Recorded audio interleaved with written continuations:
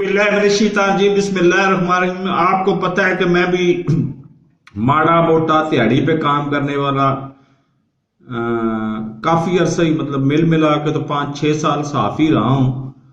तो मेरा बेसिक काम तो था क्राइम रिपोर्टिंग का, लेकिन वो जब थानों वाले तंग आ गए मुझसे तो किसी ने क्या कहा कि शायद डीआईजी ने कहा या आईजी ने कहा, वो डेवस रोड पे जो उन्होंने ड्यूटी लगा दी कि इसको ना ये क्राइम रिपोर्टिंग से हटाओ। उन्होंने मुझे वहां से हटा के तो बना दिया डायरेक्ट शोबिज रिपोर्टर। अब मेरी हालत ये थी कि डेवस रोड से मैं पैदल चलता था और आता था शाहरुख स्टूडियो। उस वक्त था, अब तो खत्म हो गया शाहरुख स्टूडियो, और साथ बारिश स्टूडियो था, साथ एवर्न्यू स्टूडियो था, साथ आगे तीसरा भी स्टूडियो था, एक और भी, वो मुझे याद नहीं है।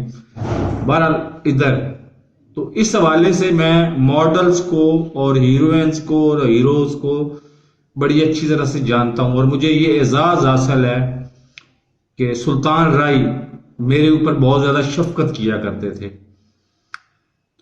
उस हवाले से मुझे पता है कि हरीम शाह जो हैं, उनका जो शोबा है, जो उनका मतलब वो हर एक अपने अपने शोबे का होता है ना, वो अपने शोबे की अल्हम्दुलिल्लाह बहुत बड़ी माहिर हैं, लेकिन उनका शोबा 14 साल की उम्र में शुरू होता है और 20-22 साल की उम्र में खत्म हो जाता है, रिटायर हो जाता है वो शोबा।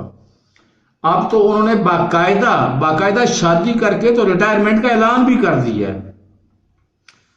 अब उनकी जानशीन कौन होंगी, ये सबसे बड़ा मसला है, क्योंकि उन्होंने जिस तरह से मतलब परफॉर्मेंस दी है ना कंट्री वाइड, बल्कि कंट्री वाइड भी नहीं, इंटरनेशनल तो नहीं कह सकते क्योंकि वो यूएई से आगे उनको जाने की तौफीक नहीं हुई।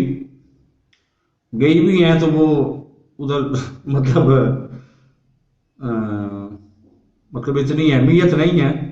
लेकिन अब उनका जानशीन कौन होगा? जानशीन मैंने बड़े ढूंढे हैं, मुझे नहीं मिले। एक दिन फेसबुक पे एक थी अफशा आफरीदी साहबा, उनको देखा तो मैं इम्प्रेस हुआ कि ये वाकई ये जानशीन हो सकती हैं, लेकिन बाद में पता चला कि वो तो उनका तो शोबा ही अलग गया, वो तो बेचारी माजूर हैं और वो एनजीओ चला रही हैं, तो मुझे शर्मिंदगी हुई। लेकिन अब एक और है, वो भी आफरीदियों का मुझे पर्सनल तजर्बा भी है। वो बड़े खुले डुले लोग होते हैं और उनकी उम्र भी यही 12-13 साल ही है। तो लगता ये है कि ये